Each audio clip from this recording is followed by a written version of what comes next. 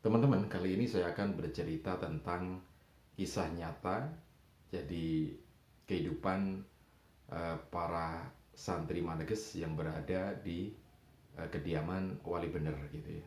Nah, saya ingin bercerita bahwa wasilah itu menjadi sangat nyata ketika dilakukan tidak hanya sekedar berdoa, tetapi juga dengan tenaga, dengan perilaku, dan juga dengan harta benda.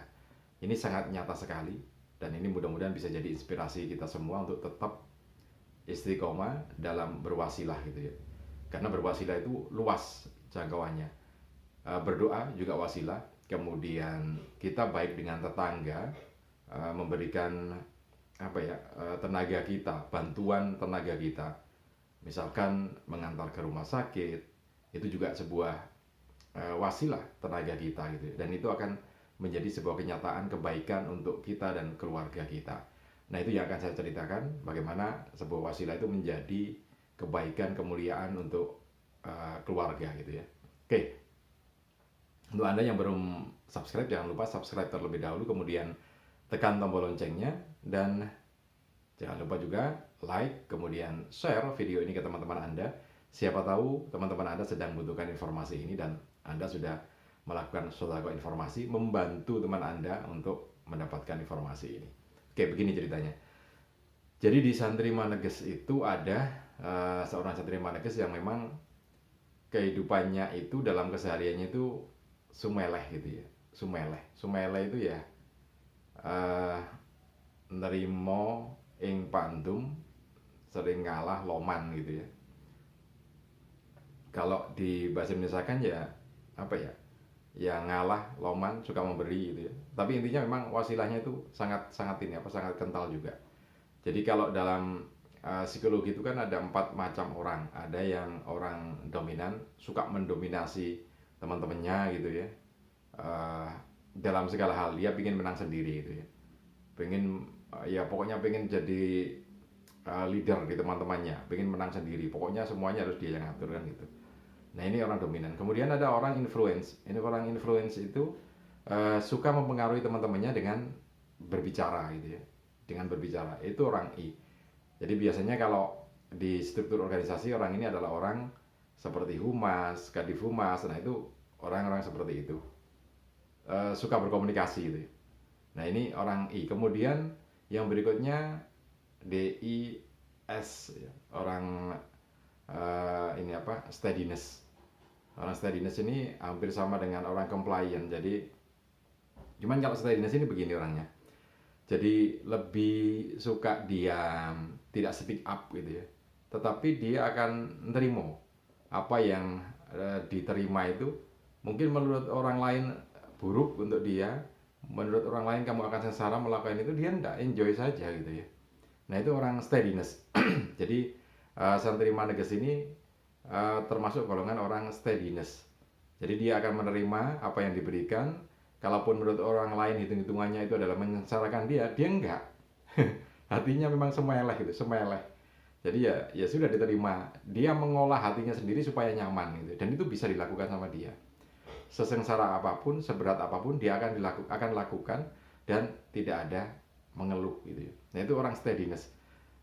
Dia akan tetap berjalan baik. Dia akan mengambil apa ya, kalau orang nggak puas kan biasanya demonstrasi gitu ya, unjuk rasa, keluar kan. Kalau unjuk rasa itu kan keluar, protes gitu ya. Dia nggak akan protes, tapi dia akan mengubah apa yang tidak enak itu menjadi sebuah yang nyaman di dalam hatinya. Kehebatan orang steadiness gitu ya. Tapi dia nggak akan speak up, nggak akan demo keluar. Nah, santri ini seperti ini. Jadi secara apapun kehidupannya ya dia akan lakukan itu. Dan hubungannya dengan orang itu kan humble. Dia tidak akan marah ketika orang lain menyinggung dia. Mungkin ukuran orang lain ketika dia dikatakan semacam itu dia akan marah, jengkel. Enggak, dia hanya tersenyum gitu ya. Iya, memang nggak sakit hati, dia nggak sakit hati. Orangnya nggak sakit hati. Jadi seperti ini loh apa, penawar racun ditancapkan di situ akan tawar gitu ya. Sesuatu yang pahit disuntikan di situ, yang pahit akan tawar. Seperti itu orangnya. Nah, kemudian yang berikutnya itu kan dari pola pikir gitu, dari pola pikir, dari mindsetnya. Kemudian dari perilakunya, dia cepat tanggap dengan tetangga, cepat tanggap dengan orang yang ada di sekitarnya, memuliakan tamu gitu ya. Seperti sifat Nabi Ibrahim itu kan memuliakan tamu. Jadi kalau Nabi Ibrahim itu makan siang kemudian tidak ada temannya, tidak ada temannya dalam artian tamu, maka Nabi Ibrahim akan mencari orang lain untuk diajak makan siang bersama. Ya sampai setinggi itu memuliakan tamu gitu ya. Jadi tamu datang ya dimuliakan betul. Bagaimana menghidangkan sesuatu yang layak untuk tamu ini dilakukan gitu ya. Kemudian memberikan cindera mata waktu pulang, oleh-oleh itu ya semulia itu dia memuliakan orang. Nah imbasnya apa? Imbasnya padahal santri Maneges ini sekolah ogah-ogahan gitu ya. Sekolah itu ogah-ogahan. Biasanya akan dilihat oleh anaknya nurun gitu. Tapi ini enggak, malah berbanding terbalik. Jadi anaknya itu berubah jadi sangat senang ilmu gitu ya. Jadi dipondokkan jauh dari rumah gitu ya, jauh dari rumah, dipondokkan dia mau. Artinya dia sangat gemar dengan ilmu, untuk mencari ilmu gitu ya. Mondok itu kan berat bagi orang anak-anak tertentu, tapi dia nggak enjoy saja dan mau gitu ya. Ya seperti nyaman-nyaman saja. Kemudian juga ya ini tadi, kalau kita lihat secara garis lurus ya, meskipun tidak harus garis lurus seperti itu. Ketika sang santri Maneges ini memuliakan tamu, maka bisa jadi dia akan dimuliakan orang lain. Bisa jadi anak turunnya tadi dimuliakan ketika di pondokan. Anaknya dimuliakan di pondokan, diperlakukan dengan mulia gitu, sehingga jadi sebuah kenyamanan tersendiri.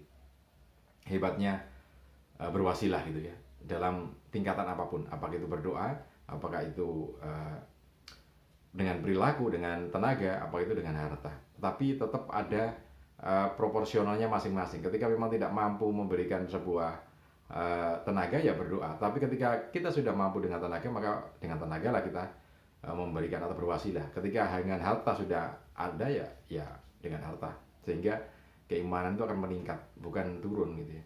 Nah ini yang terjadi di santri Maneges semacam itu.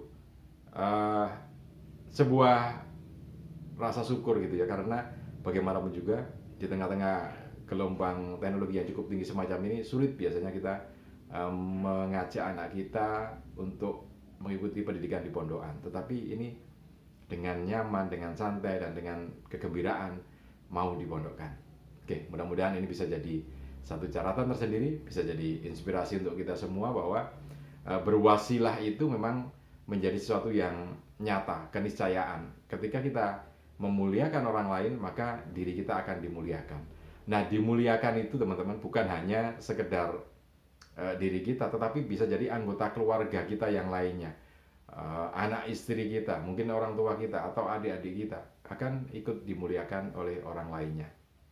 Nah, inilah yang menjadi satu titik berat bahwa berwasilah itu memang menjadi sebuah keniscayaan, menjadi sebuah kenyataan untuk kita tetap berada di posisi yang semacam itu, meskipun tetap harus ada ini ya, namanya keimanan tadi ya. Jadi ada peningkatan di situ, naik terus. Jadi dari doa, kalau sudah mampu pasti ada tenaga kan. Ketika orang berdoa itu sebetulnya ada tenaganya.